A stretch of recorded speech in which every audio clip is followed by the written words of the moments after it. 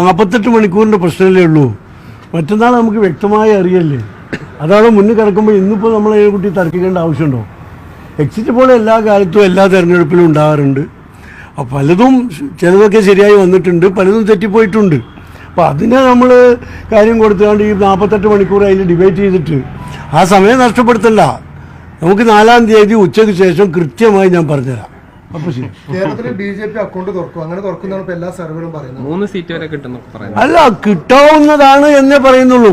കിട്ടും എന്ന് കിട്ടി എന്ന് പറയണമെങ്കിൽ എണ്ണിക്കഴിയണ്ടേ. ഞങ്ങളങ്ങനെ വിശ്വസിക്കുന്നില്ല. UDF-ന് അങ്ങനെ അഭിപ്രായമില്ല.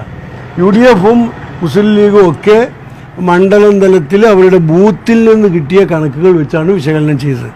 ഞങ്ങൾക്ക് അങ്ങനെ BJP കേരളത്തിൽ അക്കൗണ്ട് തുറക്കും എന്നൊരു കണക്ക് ഞങ്ങളുടെ മുമ്പിൽ വന്നിട്ടില്ല. പിന്നെ താങ്കൾ ഈ കുവൈത്തിൽ നിന്ന് വരികയാണ്. അവിടെ കുറച്ച് KMCC-ക്കുള്ളിൽ ചെറിയ പ്രശ്നങ്ങളൊക്കെ ഉണ്ടായിരുന്നു. അതിലെന്തെങ്കിലും നടപടി ഉണ്ടാവുമോ? അല്ല, ഒരു കൂടുതൽ അംഗങ്ങളുള്ള ഒരു വലിയ സംഘടനയാവുമ്പോൾ ചെറിയ അഭിപ്രായ വ്യത്യാസങ്ങളൊക്കെ ഉണ്ടാവും. അതൊരു തെരഞ്ഞെടുപ്പാകുമ്പോൾ അത് വരും. തെരഞ്ഞെടുപ്പ് കഴിഞ്ഞാൽ എല്ലാവരും യോജിച്ച് പ്രവർത്തിച്ച് പോകും. എല്ലാവരും ഉണ്ടാവില്ലേ. ഒരു കമ്മിറ്റി രൂപീകരിക്കുമ്പോൾ ആരാണ് ഞങ്ങളെ നയിക്കാൻ കൂടുതൽ യോഗ്യൻ എന്നതിനെക്കുറിച്ച് പ്രവർത്തകർ തമ്മിൽ അഭിപ്രായ വ്യത്യാസം ഉണ്ടാവും. ആ അഭിപ്രായ വ്യത്യാസം ചിലപ്പോൾ ചില സംസ്ഥാനങ്ങളിലേക്കൊക്കെ പോകുന്നല്ലാതെ അനാരോഗ്യകരമായ പ്രവണതകളുണ്ടായിട്ട് കുറച്ച് ബഹളമൊക്കെ ഉണ്ടായി തന്നാണ്. അതിന് പാർട്ടി അതിൻ്റേതായ തെറ്റ് ചെയ്തവരെ പാർട്ടി ശിക്ഷിക്കും. അച്ചടക്കത്തിൻ്റെ കാര്യത്തിൽ പാർട്ടിക്ക് യാതൊരു വിട്ടുവീഴ്ചയില്ല.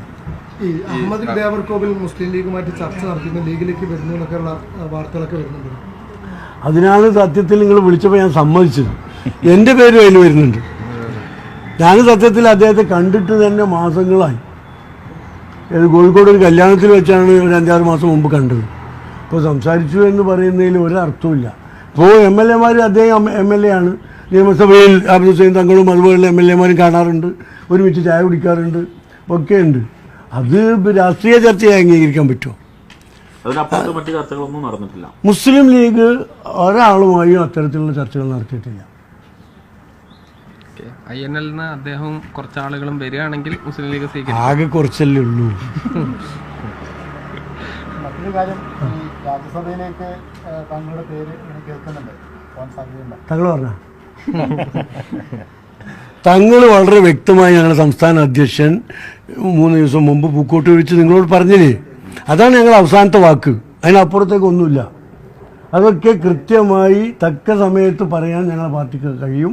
തങ്ങൾ പറയും, അത് തീരുമാനമാവും. ആരെയാണോ പറയുന്നത് അത് പാർട്ടി അംഗീകരിക്കും. എല്ലാവരെയും. അതൊക്കെ പാർട്ടിയുടെ പരിഗണനയും മുതിർന്ന നേതാക്കന്മാരുമായി തങ്ങൾ ചർച്ച നടത്തുമ്പോൾ എല്ലാ വശങ്ങളും പരിശോധിക്കും. മീറ്റിംഗ് വേണ്ട അതിന്. അത് തങ്ങളെ ചുമതലപ്പെടുത്തിയിട്ടുണ്ട് നേരത്തെ. ഇനി മുഖ്യ നേതാക്കന്മാർ, പ്രധാനപ്പെട്ട സീനിയർ ലീഡേഴ്സും ഒക്കെ ആയിട്ട് തങ്ങൾ ആശയവിനിമയം നടത്തിയിട്ട് പ്രഖ്യാപിക്കും. അത്രയേ ഉള്ളൂ. അപ്പോൾ നാളത്തെ റിസൾട്ട് വന്നോട്ടെ എന്ന് കരുതിയിട്ടാണ്.